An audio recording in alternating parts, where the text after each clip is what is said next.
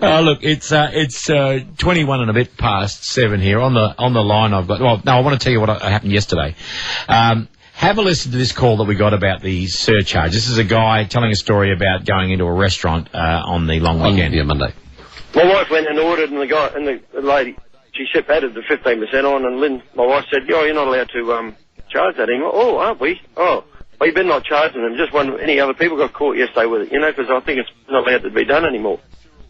Okay, well, that was Carey from the Sunshine Coast called us, and we wanted to know about the surcharge and what's going on. So I got Scott Driscoll on the line, the National Executive Director of the Retailers Association. Hello, Scott. Morning, Jamie. Now, please, we're all confused out here. What is the situation with the 15% surcharge?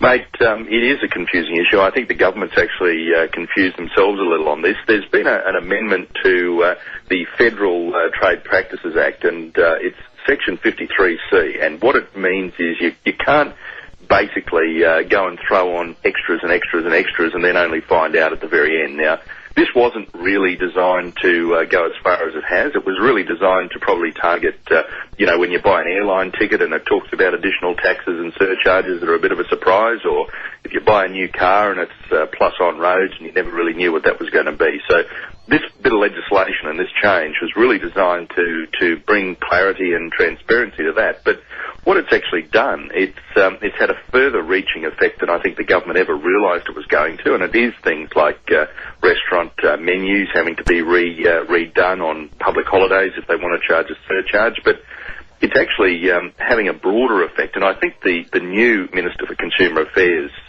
is going to have a look at this, and I think he was at a forum where some colleagues of mine were yesterday, and he's admitted they've got this wrong. If you're a supermarket and you're going to charge a surcharge, technically under this law, as it stands as of the 25th of May, you would have to go through your 20 or 30,000 items in your shop, reprice them all, and then change them back the next day. So it's an impractical change that really needs some amendment. But certainly with airfares and, as you say, cars, you like to see one price, don't you? You don't like to see, you might see a $600 airfare and you might have $800 in taxes, and all of a sudden it's double.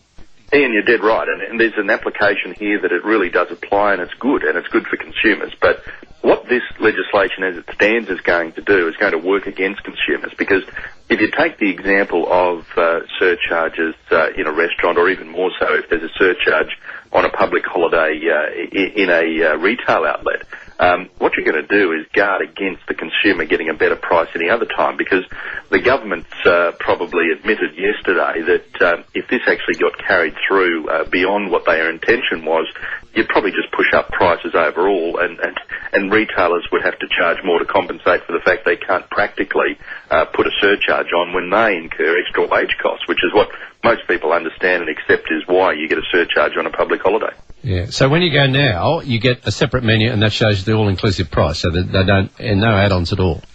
Well, you should. That as of the 25th of May, that is what the legislation technically requires. As I say, it's probably somewhat difficult for restaurants to go and, if they've got elaborate menus that they've got to go and have reprinted, just for one day. And I think most people accept that, if there's a sign, you certainly want transparency. You want to see that there's a surcharge applicable before you go into the restaurant or before you make an order. But to say that you've got to reprint the entire menu, or to say that you've got to go and issue pricing on every line in a supermarket, it's just over the top, and it wasn't really the flavour of what the legislation was meant to do. Well, you heard Carey from the Sunshine Coast with his experience. It wasn't a bad experience. It was just that the restaurant didn't know what they were doing, and he didn't know what they were doing, and that's what we're left with, aren't we, with this legislation?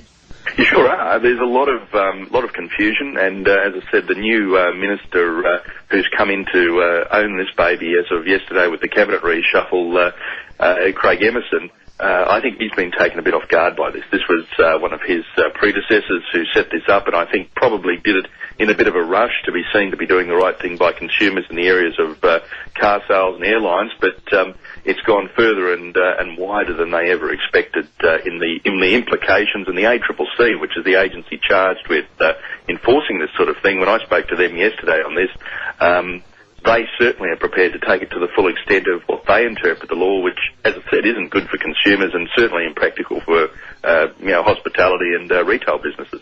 Well, Scott, thank you very much for your time. No problem, Jamie. All right. See ya. That was Scott Driscoll, National Executive Director of the Retailers Association.